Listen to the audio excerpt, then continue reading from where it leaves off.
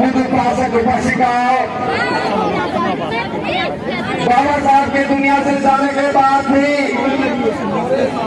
आज भी उनकी आंखें उस बम्बू को ढूंढ रही है, उस नौजवान को ढूंढ रही है जो इस तंबू का बम्बू बन सके। बम्बू तो बहुत बड़े हैं, बम्बू तो बहुत बड़े हैं। मेरी बात को ध्यान से सुनिए, बल्कि जी शांत हो जाओ, मेरी बात को ध्यान से सुनिए, बस 1 मिनट की बात है।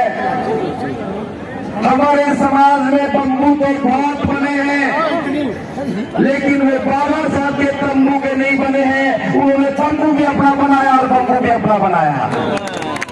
जिन्होंने अपना तंबू बना करके बम्बू बने हैं, वो समाज का कभी भला नहीं करेंगे। अगर बम्बू बनना है तो बाबा साहब के तंबू का बम्बू बनाओ। और जो अपनी राजनीतिक पार्टियों को, अपने घर को, अपनी झोपड़ी को लात मार करके जा रहे हैं, ठोकर मार के जा रहे हैं, बाबा साहब की बात को याद रखना। वो आपको खरीद भी सकते हैं, लोभ भी दे सकते हैं, प्रलोभन भी दे सकते हैं, लेकिन काम निकलने के बाद जब ठोकर मारेंगे तो डर की ठोकरें खाने के लिए मोहताज हो जाओगे कि हमारी अपनी झोपड़ी ही सुकून देगी, यही सर्दी गर्मी से बचाएगी, बस ठोकर मार के मत जाना। प्रभु उपासक उपासिकाओं, जो बाबा साहब बोल कर गए हैं, मैं उससे ज्यादा कुछ नहीं बोल सकता हूँ। जो बाबा साहब ने कहा है उससे ज्यादा मैं कुछ नहीं समझ सकता हूँ। बस मुझे तो इतना कहना है, बाबा साहब की आंखें ढूंढ रही है उस एक नौजवान को जो तंबू का बम्बू बन जाए। और वो नौजवान कौन है? वो आप लोगों में से कोई एक है, जिसकी संवेदनाएं जाग जाएंगी, जिसकी भावनाएं उफान जाएंगी, जो बाबा साहब के त्याग और समर्पण की कीमत को देखेगा, जो अपने जीवन का मूल्यांकन करेगा कि बाबा साहब के कितने उपकार थे कि मैं यहाँ तक आया, जो त्याग को समझ पाएगा वही बाबा साहब के तंबू का बम्बू बनने का काम कर सकेगा। बिकने वाले लोग दूसरों के महलों के बम्बू बनते हैं। दूसरी बात, अछूत बने रहना चाहते हो आरक्षण के लिए या सम्मान स्वाभिमान के लिए जीवन जीना चाहते हो? अगर सम्मान का जीवन चाहते हो तो आरक्षण को त्याग दो। इस आरक्षण की वजह से हमारी दुर्दशा हो रही है। आरक्षण का नाम लेकर के हमें डरा दिया जाता है, दबा दिया जाता है, लेकिन याद रखना, अगर हम निर्भय हो जाए, आरक्षण कल की बजाय आज चला जाए, बस एक बात कह दें कि हम गुलाम नहीं रहेंगे, हम गुलामी की भूमिका को नकारने का काम करेंगे। और जो स्वतंत्र रहकर जीना चाहता है, जो सम्मान के साथ जीना चाहता है, उसका कोई शोषण नहीं कर सकता है। इससे हमें बात बंद करके और पूरे विश्व के धर्म को स्वीकार कर लेना चाहिए। जो बाबा साहब की इस बात को समझ जाए, बस उनका मुझे इंतजार है। जो सही अर्थों में बौद्ध बनना चाहे, बौद्ध बनने के बाद जाति का सर्टिफिकेट ना ले, उन लोगों का इंतजार है। बाबा साहब का ये भाषण आज हमने पढ़ा है, आपने अपनी आवाज दी है और हमारी आवाज एक आवाज दे रही है इस देश के नौजवानों को, इस देश के सभी लोगों को।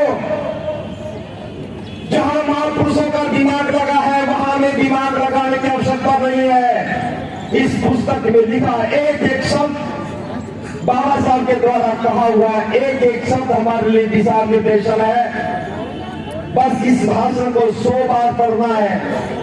कितने बार? जब तक 99 बार भी पढ़ो तो मुझे संतुष्टि नहीं होगी।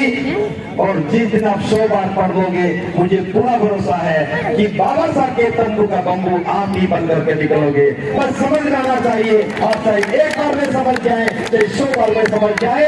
और ये कारमा 18 मार्च 2023 का कारमा जीआईसी मैदान और धर्म भूमि धर्म कार्रवाई समिति आगरा और समझ से लोग गवाह बनेंगे कि जो बात बाबा साहब ने 18 मार्च 1956 को टिप्पणी थी, उसी को आगाज बन करके लोगों ने सिद्ध कर दिया कि बाबा साहब का कहा आज भी हमारे लिए एक मार्गदर्शन है और एक पत्थर की लकीर है। तो मैं भी उम्मीद कर रहा हूँ, भले आज बाबा साहब की आंखें हम नहीं देख पा रहे हैं, लेकिन हम बाबा साहब की आंखें बंद करके खोजने का काम कर रहे हैं। बस जो सही पात्र होगा वो पहचान में आ जाएगा, तो ये कारवा एक आगाज बन जाएगा।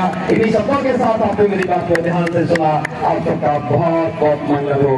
और विशेष रूप से हमारे बीच में 3 प्रतिभाएं हैं, प्रिया मेघवाल जी, प्रिया अम्बेडकर, कुकुराम वाल्मीकि।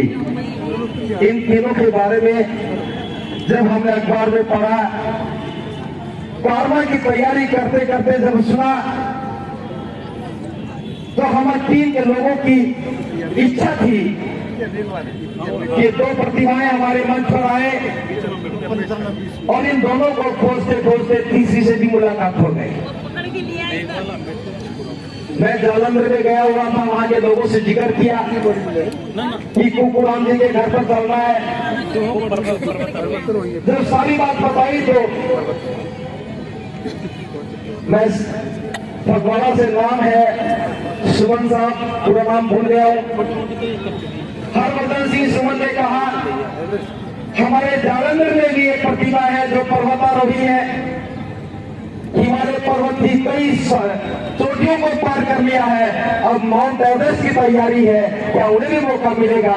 और हम आ गए और आज हमारे बीच में है, आज ये तमभूमि के मंच पर है और कल माउंट एवरेस्ट पर होगी, हमारी कामना है। कुकुराम वाल्मीकि जी से मिले, इन्होंने कहा कि अब तो मैं विश्व चैंपियन बना हूं, मैं चाहता हूं कि ओलंपिक में भी मैं खिताब जीतूं। हमारी कामना आपके साथ है, हमारा सहयोग आपके साथ है कि आप विश्व चैंपियन बनने के साथ साथ ओलंपिक में भी जाए।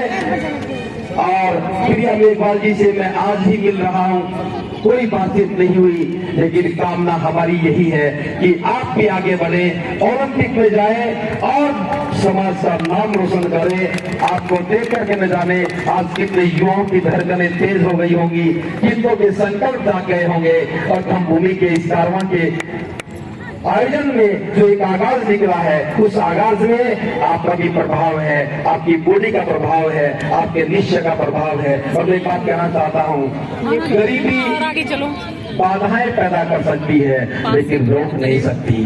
साधन नहीं हो तो रुकावटें आ सकती है लेकिन रोक नहीं सकते। मैंने कुकुराम वाल्मीकि जी के घर को देखा और मैं ये बात